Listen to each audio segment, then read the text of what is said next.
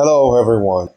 My name is Mackie and welcome to my newest stuff that I'm going to do for the League of Legends. And I hope this will be the most consistent one. I'm going to be doing this like every single day. I promise. Every single day. Don't believe me? Well, for the next 24 days I'm going to be doing 24 teams that are participating for this year's World Championship. So I'm going to talk about the World's qualification match. I'm going to be talking about the play-ins, and then I'm going to talk about the Swiss format.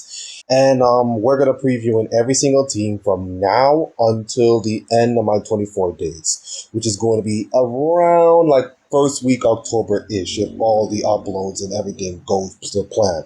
Now, I wanted to do this before the World's qualifying game, which is going to be like the day before the play-ins game. So, in order for this to work, I have to talk about the team that have been there and the way their champions have been played and the stats that they produce and how do they fare against the competition, or in this case, how do they fare against the other team. Now, I'm going to be using stats from goal.gg and it will be using for summer. So no spring, no winter, no anything else. It's just the summer stats. And of course, I am going to tell you if this team is good enough to win or this team is like not so great enough. So yeah, I'm going to begin now with my European team, which is Team BDS.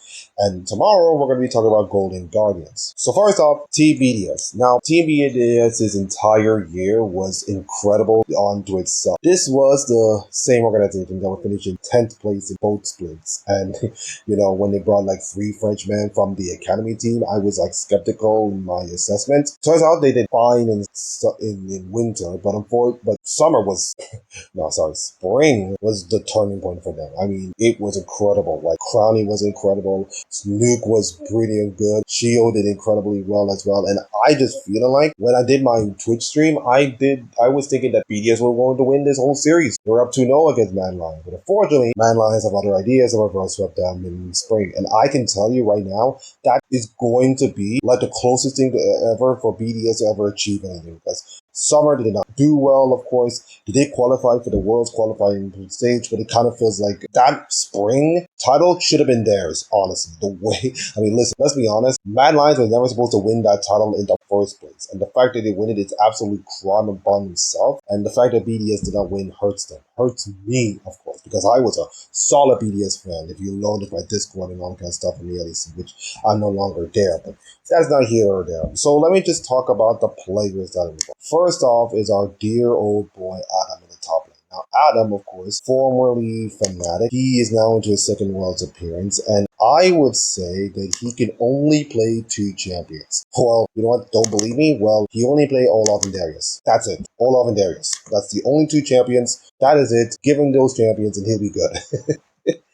But also he played Renekton a few times, but it's just Olaf and Darius, which annoys me a bit because if you can play Olaf and Darius throughout like your entire career, then you're not good enough to widen your champion pool and all that stuff. Well, you just relying on those 2 champions. It kind of feels like a crutch to you guys. So that's not good. Shio, he is playing a lot of Sejuani, of course, and a lot of Ivern, Makai as well. So it's more like bruiser kind of champions and kind of stuff, which he did fine, of course, but I just don't know if, can he sustain it for, the entirety of the matchup between them and Golden Guardians, especially with the patch changes coming up for Worlds. Will he have to flex himself? Because if you look at the rest of the champions he plays, he played Poppy twice, Viego once, Rel once, Lilia once, which is not gonna bode well for him and, his jungle pool, of course. Next up is Nuke, also known as Nucleant. He plays 6 times on Azir. He played Cassiopean 5 times and played Trist 4 times. He also played the Jays and the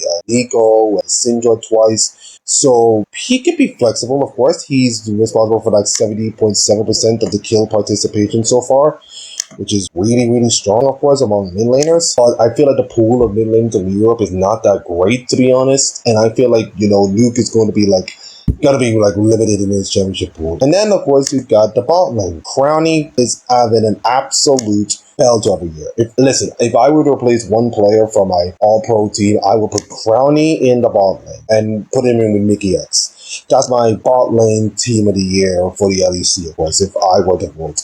I mean, he was spectacular on Zeri, 71.4%. He's also good at Zarya, of course, and Aphelios 4 times each, with Various 3 times, and Kaiser twice, of course. With the additional Samara in between, although he didn't perform well in Samara, but the way his championship pool has been done well in the summer, it's incredible. Although he did not perform decent, of course, 66.6% kill participation, the damage 28.4% damage. He can still damage, of course, but if your bot lane doesn't do much damage, I don't think he's good enough to win. And then, of course, we got LeBron, former Vitality player. Oh, Vitality are really kicking themselves in the teeth right now.